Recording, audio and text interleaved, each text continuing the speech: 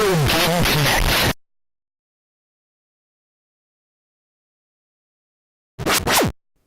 Hello and welcome to Retro Game Connect. I'm Dan Mastriani. I'm Ian Butterfield. And today we're going to take a look at one of Capcom's first arcade to NES ports. What? Yes, it's a very early release. You can see he used the classic Capcom grid pattern, but the game we were playing is Ghosts and Goblins for NES, which is kind of redundant because I already said it was on NES, but don't worry about it. But yeah, it's got that classic grid pattern they use on several of their very early releases. You can see how there's like the floating grid behind the... You know, Capcom actually made a subsidiary that was basically just like a cheerleading group for them. They were Clapcom. Aha. I was wondering where you were going with that. I knew you were going to make some kind of joke, and I'm like, what's the joke? What's the punchline here? All right. What stupid crap is he coming up with now? I was going to put it that way, but anyhow, this series was created by Tokuro Fujiwara, who actually started at Konami. Yeah, so... Traitor!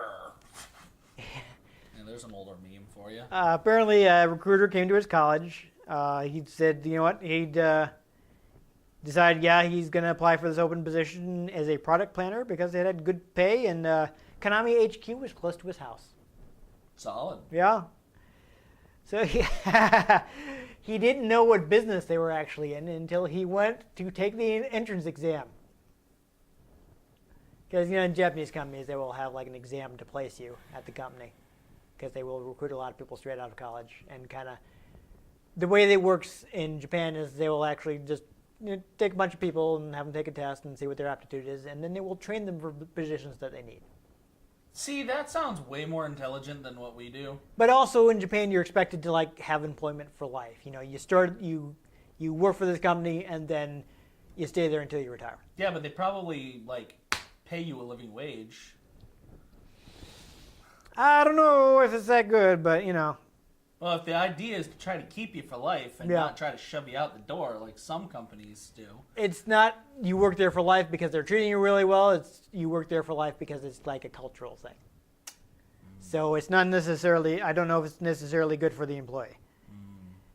Still, I wouldn't mind, like, you know, entrance exam to put you in a job because me has the smart brains. Yeah, yes, there you go. That should be I my am cover so letter. smart. I am so smart. SMRT, I mean SMART. There you go. Anyhow, so he didn't immediately start working on video games. When he was starting out, he was actually working on like the acrylic boards for coin-operated games. You know, basically like the backboard for the arcade, back and side panels and all that for the arcade machine, the design for that. Yep. Leaflet designs. His first game was called Puyan, which was a 1982 single-screen shooter where a mother pig defends her piglets from wolves, which is based on Three Little Pigs. Yeah, I would need... Were they smoking when they came up with that? Have you played Japanese arcade games from the 80s? I'm just saying. No. Yeah. Seeing as I was not in Japan during the 80s. Or but they came over here, so I'm, from the 80s, I should say. Anyhow, he followed Yoshiki Okamoto, who we've discussed previously on the show, to Capcom. Sure, we have. Yeah, he's pretty major Capcom developer. So people will be like, hey, I know that name. Probably. If they remember. Yes. Unlike me. Yeah. We had a bunch of we had miscommunications and logistical issues. So we've been playing this episode for a while, and I've forgotten a lot of the stuff. I'm looking at these notes for the first time in a long time. I'm like, sure. Yeah. I kept losing the game, and then finding the game, and then we had to cancel a shoot, and this, and that, so other thing.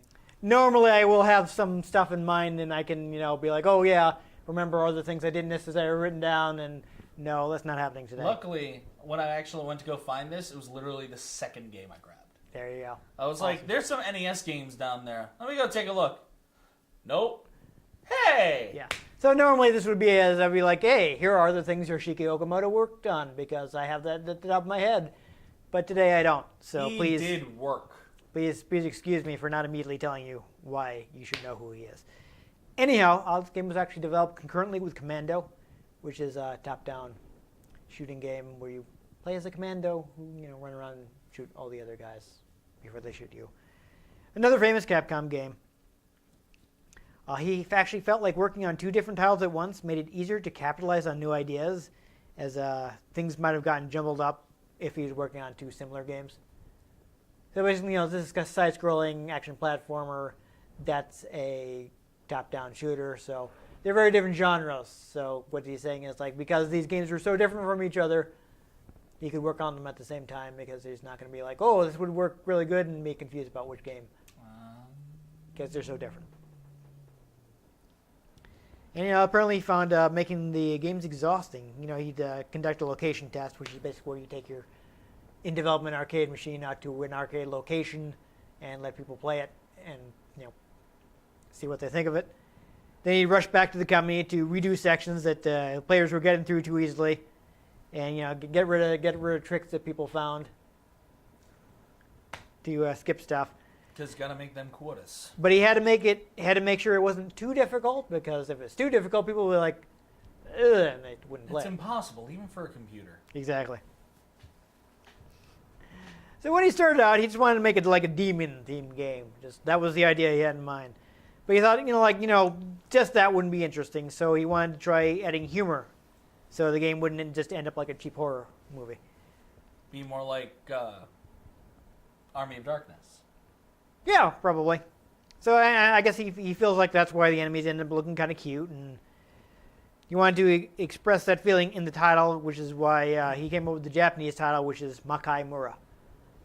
Which is, Makai is kind of just a word meaning like demon world, and Mura is village. So it's like a demon world village. Demon world yeah. village. So that sentence probably makes more sense in Japanese. I'm sorry. Probably. So one of the most iconic enemies in the game is the red armor, which is this red gargoyle-like character. It was actually the first character created for the game. He felt like, very orthodox Western-style demon would represent the theme. I think I actually mentioned this before when we played Gargoyle's Quest, which stars a red armor, because, it's this entire species. But it's actually based off somebody they worked with. I think his name was Arima, so that's where armor comes from. Yeah. Nice. And we don't know this for sure, but it was likely ported to NES by the infamous contract developer Micronix. Infamous. Yes, they're known for having persistent technical problems in their games. But not that well known. They're infamous. Yeah, is that where you're going? Like, infamous is the opposite of famous? Yeah. And then you said they're... But that's not actually what the word means. It means they're kind of like notorious. Well, yeah, but Okay. also we don't know if they're actually involved. They're like No, that's true. They're like a shadow porter. So for all we know, they weren't involved Yeah. at all. But it's got the same problems as For all we a lot know, of games. they saw Ghosts and Goblins, and they were like, you know what? We're just going to sit over here and pick our noses instead. I don't know. Anyhow. I don't know what's going on in their heads. Yeah. Though we do know that the NES version sold 1.64 million units. Wow, that's So- more than 50. Yes, that's pretty good. So there you go. That's about all I have in the game. We should go ahead and play it Just before we do get the more thing. distracted. Yay!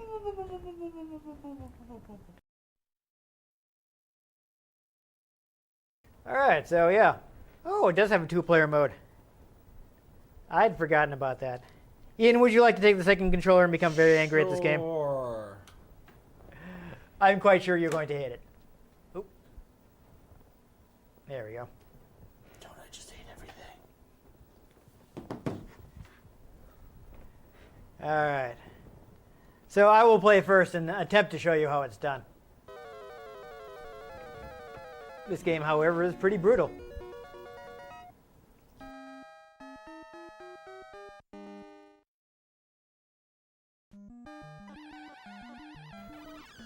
All right, so this is why people think it's from Micronix. You note the scrolling, kind of choppy.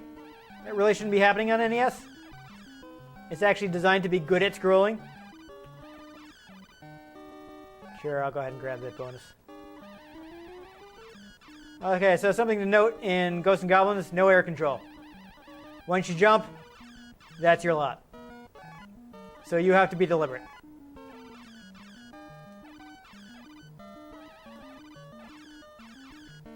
Yeah, looks like I got a different weapon. Seymour? Oh, dear. Oh, jeez, Rick. I got hit. That's bad. Haha! I meant to do that. Alright. I don't know if this switching to this weapon was a good idea, but we're gonna go with it. There's also something you have to worry about. Oh, jeez. Yep. Ah! You got frogificated. Yes, so you have to be careful not to attack the tombstones because sometimes those wizards will come out and curse you. So here you're learning the entire story. This dude kidnaps your love princess Prin Prin. I'm pretty sure that ridiculous is her name. And you have to go rescue her from Satan. Yes, from Satan. Isn't that just a mood? Yeah. I'm not being sarcastic because he looks like the devil. It is Satan.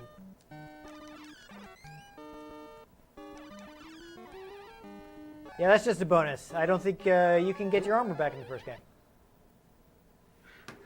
I tried. You tried. Well, it will now show us how far we've made it in the game. Not very. No.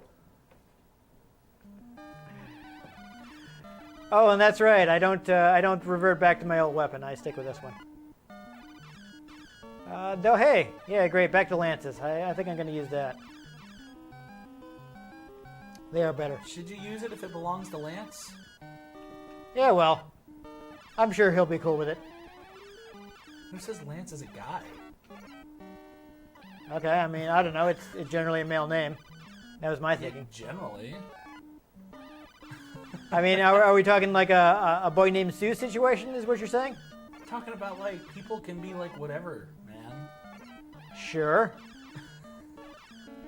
All right, well, I avoided all that, but now, hey, it's our buddy the red armor. Yeah, killed me. Have fun with that. So the strategy for him, if I remember correctly, is to not die. Yes. That's the general strategy, but more specifically, General strategy. yes, is to jump away while firing back at him. And that makes it more likely that he will not fly right into you. But it is pretty tough.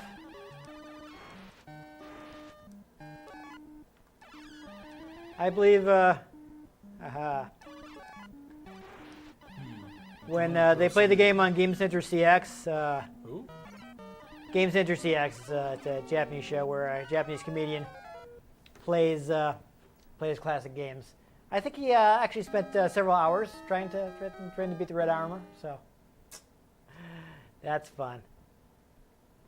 So I don't usually go this far back in gaming. Yeah, this game is, I mean, you know, we talk about NES hard, but this game is something else.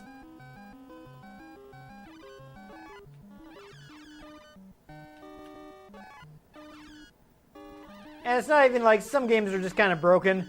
I mean, this game works, you know. It's supposed to be like this. It's the Dark Souls of the NES. Yeah, that's why I don't like that comparison because yeah, guess what? If anything, Dark Souls is a throwback to when games were ridiculously hard. And honestly, it's a lot more fair than a lot of games. But you see how I avoided the dive? Yes. It was just the projectile that got me.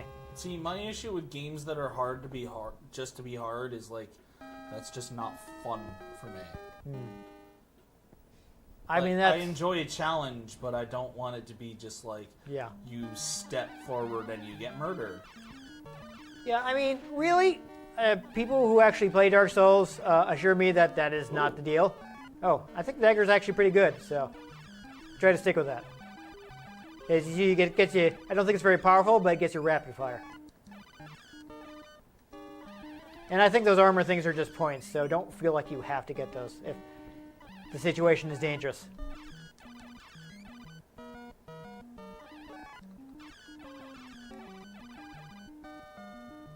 Yeah, that rapid fire I think is definitely working out for you.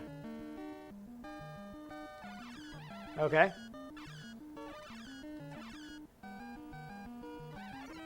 Trying to scroll that guy off the screen?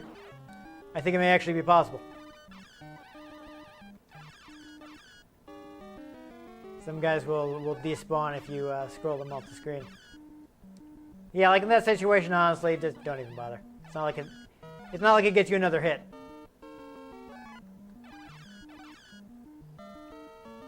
All right, let's see me die Yeah. against the boss. Yeah, that's not the boss. That's just a regular enemy. Yeah, but I'm coming up on the boss. No, Ian, you don't understand. This is a regular enemy. This is not the boss.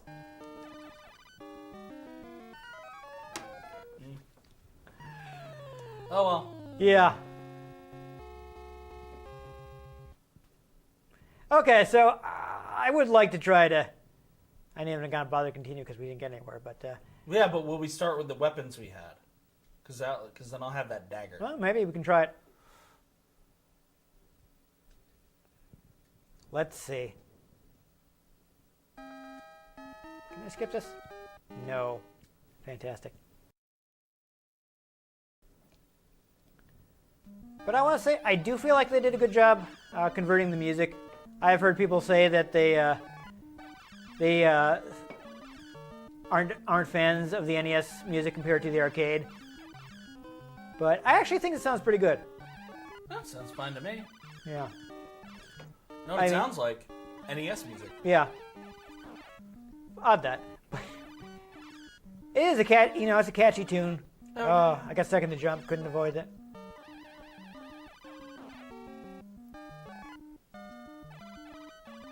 Ooh, that was some fun slowdown. And this is definitely a game I would not want to have as my like if I had to pick 3 games. Got him. Ooh! All right. Stuck on a desert island, pick 3 games. This would not be one of them. Well, I know you might have enough time to get good at it. Yeah, but I wouldn't want to deal with the frustration to get good at it. Ooh. Shields in the front, Yeah, attack them from the back. possibly, or I can just avoid them. Or do they keep looping around Oh. because you haven't killed them? I don't know. I think they're waves. No, waves are in the ocean. Hmm. And for like sound Yeah. and light. Well, they are doing that sometimes. annoying sine wave pattern of some of the. Oh yeah, you look. get to. So I guess it was worth continuing. I don't think you have limited continuous. They recognize how hard this game is, and they don't insist that you do it in a limited amount of lives. So that I appreciate that at least. But yeah, it's not a game where you want to necessarily want to rush. You might take your time, kill enemies. Oh. At the same time, You meant to do that, are right? on a time limit. Oh yes, it is. That's true. It's not super restrictive though. I don't think the stages are very long. I was actually pretty close to the boss where I died. I don't think he's very far All right, beyond come that. on, Jeffrey. Oh, that's close. Oh, you got him. He died on me. So yeah, if you fight him again, what you want to do is jump away from him, because you can't adjust your jump in midair, but you can turn back and fire backwards while you're jumping. Yeah, so look, I at least made it to a checkpoint, so I wonder if I made it to a checkpoint. progress has been made. You were close. I don't know if you actually made it. Kill him! Kill him from the back!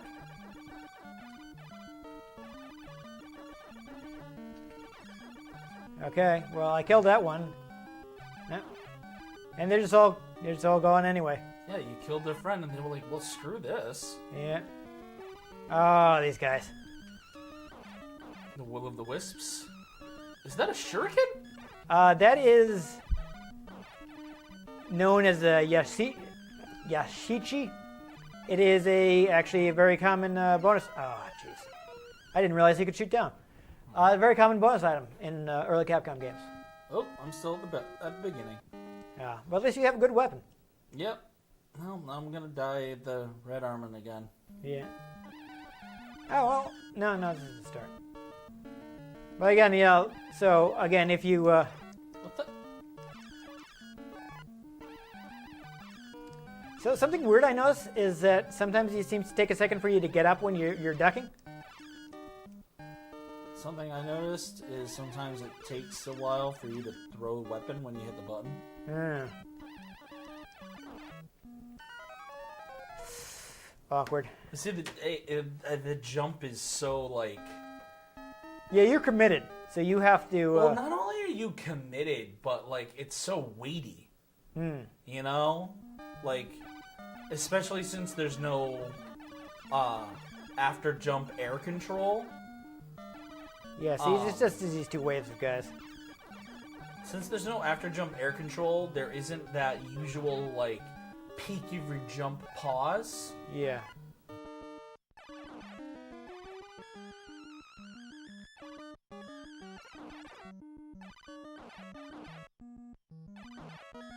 Ooh. But See, I felt like he was going to do that, and I was trying to move to the side, and But since there doesn't have that, it doesn't have that weightiness. You're just like up and down. Yeah. So I'm waiting for, I'm expecting a longer jump. Yeah. You definitely have to know what you're doing with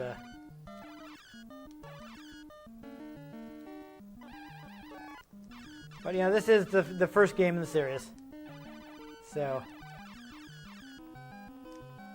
they did later on add a double jump, so that gives you a little more. Watch out! Don't accidentally pick up that fireball. I don't know how long it'll take it to go away, so you might want to just jump over it. Damn it! Or accidentally hit it. That too. Again, I'm expecting a longer jump. Yeah, I mean, I know that the Ghouls and Ghosts jump is very distinctive. Yeah, I wasn't even trying. Yeah, the bullet kind of... Alright, you want to give it one more try? Not really. If you want to, you can. I'm going to continue. I just want to see if I can at least get to the boss. So I'll do only one up. This is just kind of... I mean, we have a stage select code. I don't know if I want to necessarily bang my head against that, though, Oh, yeah. I thought I could dodge that. And then you died. Yeah, because the... you notice that thing where they kind of glitchy show you the guys on the other side? I thought another wave was coming. So I jumped early. Oh, I need to. Thinking that I had to get out of the way. Boo.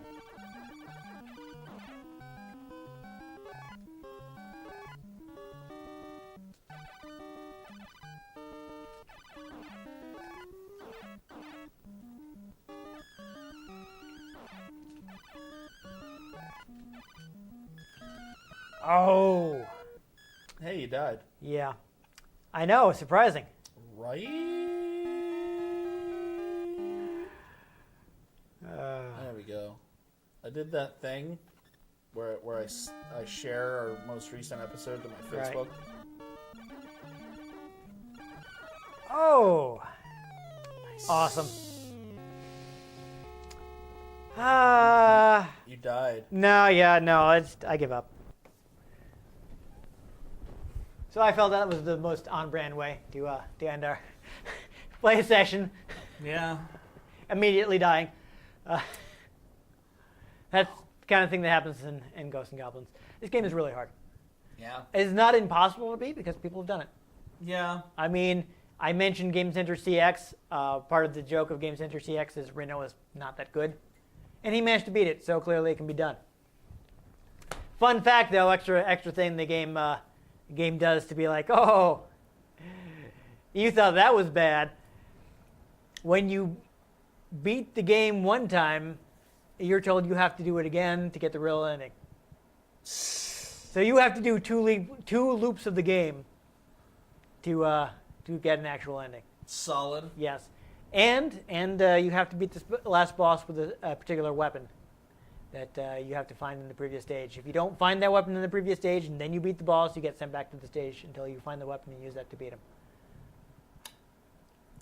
So this game is mean. Yeah, see, that makes the game not fun for me. Yeah. I would just rather play something that is challenging but is enjoyable. Yeah. I could pretend that I was better at this game when I rented it as a kid, but no, I spent a lot of time stuck in the first stage. I have made it to the first boss. I'm not sure if I've ever actually beaten it. Yeah, you were thinking the red armor was a boss. Like, no, he's a regular enemy. Oh. You just fight those at various points in the game. They're just normal enemies. Yeah. Yeah. That sounds annoying. This game is very, very difficult. I'm not sure it's necessarily unfair. It's just really stacks the deck against you. It's like if you know what you're coming up against, yes, you can beat it. It just takes a lot of practice and skill. Yeah, see, I like games where the practice as you progress builds to the point where you only kind of mess up a few times. You know, you only die a few times as long as you're able to keep adapting to what it keeps throwing at you. And that's fine, but that is That's not Ghosts and Goblins Well, philosophy. yeah, I prefer that kind of pacing to, oh yeah, you have to play this same section 30 times and then you'll get through it and then die on the next section as soon as you get there. Yeah. It's like... So this game is for people who are willing to take the time to practice. I'm sure there's someone who can speed run this in like 20 minutes. As the Dark Soulsers say, get good. Yeah. So I don't hate Ghouls and wow, I'm getting the titles confused. I don't hate Ghosts and Goblins. I just, I'm like, okay, this is kind of too hard for me. I prefer, I actually have Ghouls and Ghosts on Genesis, which now that we finally scratched this off our list, we'll have to play that sometime. That one's a little easier, so I prefer that one. Like the first time I played it, I managed to get several stages in. So it's not as punishing. It's still a difficult game, but it's not. It gives you some, it gives you double jump. Yep. So you've got a little more escapability if you find yourself in a bad situation. You still have the fixed jump, so you still have to be careful how you use it. But you can do things like change your direction by doing the double jump. I think also so at least some of the weapons can be fired upward, so you get some more options in how you attack and things like that. See, it's funny for me because just playing video games that are hard or on hard mode, I just don't do that much anymore just because I barely have the time to play games at all. The first time in probably a few years I have genuinely started a game on any kind of hard mode, I just started New Game Plus on Horizon Zero Dawn. Yeah. And, it rewards you for playing it on hard mode. It says, well, you can beat it on hard mode in New Game Plus, and now we'll give you more stuff. And now you have more stuff. You should complete it on Ultra Hard. That'd be even more fun. Ghosts and Goblins more stuff. Has one mode, and it's very hard. But, it's a game. You have your rules. If you know the rules, you can play the game. Yeah. It's not going to be easy, but it generally sticks to its rules. Unfortunately, this is not a great port. The controls are kind of janky. Controls, in my opinion. It's the fact that the movement is it doesn't have smooth scrolling, which the jumping is like a brick. If you know how to program the NES, you shouldn't have that problem. It was designed to be good at that. Yeah. That's one of the things they built into the hardware. That's one of your advantages of dedicated video game consoles over your average computer of the time is they had built-in hardware for things that turned up in games a lot. Yeah. They wouldn't be as good at general computing tasks when it came to having a game scroll smoothly. Built into the hardware, you could do it easily. And this is why people are not big fans of Micronic ports, because they did not do a good job. Nope. They also That's probably why they didn't put their name on anything. Yeah, they also ported 1941 or is it 1942 for Capcom, and that also has a bunch of technical problems. You look at any of my Chronic Sports, and they did several. They all have common technical problems that Fun. maybe you should have been doing a better job. But I think at that point, this is at the early point where, oh hey, there are not a lot of people in Japan who know how to program for the 6502 processor, because it wasn't common in Japan at the time. Yeah, that'll happen. Yeah, a lot more systems ran on the Zilog Z80 processor. That was very common, so people were familiar with that CPU. I mean, we've mentioned before the reason that HAL ended up working so closely with Nintendo back in the early days of the Famicom, the Japanese version of the NES, was because Nintendo was looking for people who knew how to program the 6502. And HAL was like, well, we got this guy named Satoru Iwata. He learned to program on Commodore computers which use the 6502 processor. He's your guy. And then that relationship bore so many great video games. Yeah, he was like a programming genius who, thanks to him, like a lot of NES games are a lot better than they might have been. And Pokemon, your favorite game, was a lot better than it might have been because they had Iwata being like, yeah, let me fix your code for you. And yet we still had to sing though. Yeah. Oh, but that, man, we got to play the American versions, which had so many things fixed. Yeah. The Japanese versions were even buggier. Well, it's red and green that were the buggiest. Yes. Blue was essentially the first special edition. Yeah. Where they cleaned it up, and then yellow, they cleaned it up even more. Yeah. I mean, the Japanese versions were barely holding together. Yeah. But it had so much charm, it just sold. Yeah. And then Hal made Kirby, and that just made the world better. Yeah. So, but that's get a Kirby tattoo. But that's back to the point is there weren't a lot of people to hire if you needed somebody who understood the architecture of the central processor that they decided to use on the NES, and so Micronix got the job. I don't know if anyone's going to be able to confirm this. There's a theory out there, based on some evidence people have found, that Micronix was basically just like a college student who was programming stuff in his spare time. Solid. Yeah. But he got the job because they didn't know anybody else who could do it. And Awesome. After a couple games from Micronix, Capcom was like, yeah, we're going to start doing games in-house. Awesome. And you'll notice that once... You'll notice that once Capcom brings games in-house, they become a lot smoother on NES. Smooth AF, if you will. Yeah. I would not because it's a family-friendly show. But That's why I said AF. still, anyhow, let's not dwell on it. Fudge is really smooth if it's made properly. Okay, yes, clearly that's where we're going. Anyhow, this game's been re-released a lot. I would recommend playing the arcade version if you want to play. Shovel Knight, which seems pretty similar but with better controls. Thematically, I don't know. I've never played Shovel Knight. Shovel Knight has air control, and it's. Nah. I feel like that's actually more Mega Man, but. I don't know if I've ever played Mega Man.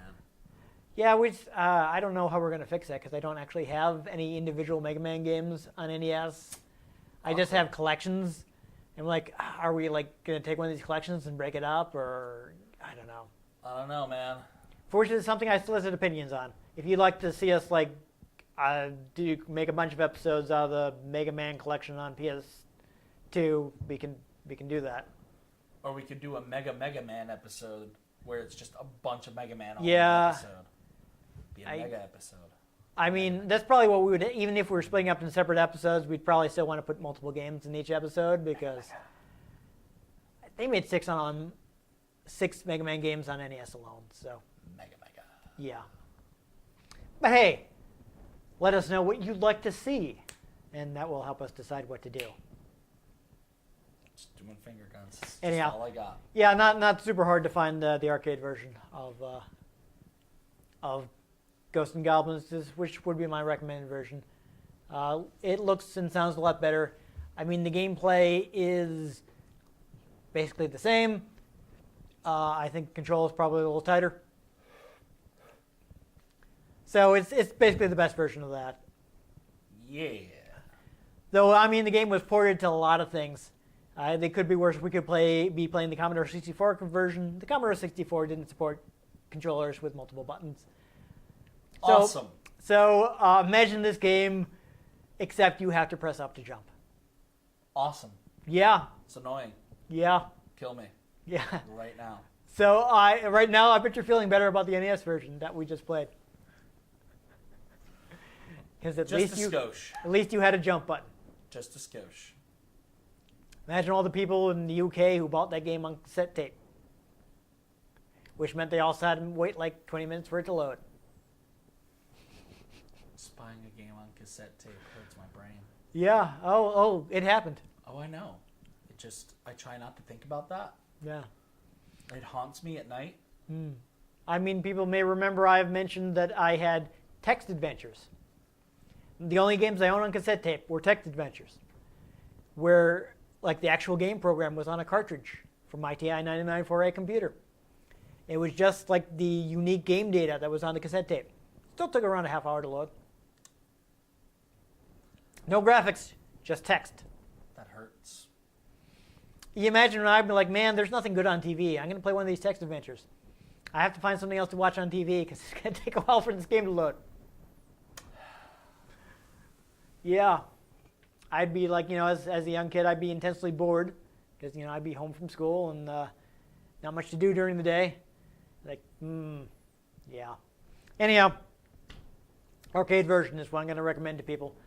So if you enjoyed us just butting our heads against Ghosts and Goblins getting nowhere, make sure you give this episode a like. If you want to catch future episodes in which we play games where we can get past the first level, make sure you subscribe to our channel. And others that we can't. I mean, I want to say the former's more likely than the latter. I don't think we get stuck in the first level that often. It happens. I mean, yes, okay, Battle Unit Zeoth was harder than I remembered. I admit it. I think what I should have done is just stand directly in front of it and mash. You're still getting more detailed. I don't even remember the title you just said. Anyhow, subscribe to our channel. I've been Dan Mastriani. You can catch me on Twitter at NewTypeCola. I'm Ian Butterfield. You can find me on Twitter at ENGButterfield. You can find the show at RetroGamesCNCT, Facebook.com/RetroGameConnect, and RetroGameConnect.tumblr.com. Let us know what you thought of the games we played. Let us know if there are any games you'd like us to play. We can get our hands on them. We might just play them, or we might just throw daggers at them. But most importantly, make sure you join us next time on Retro Game Connect. Dagger throw.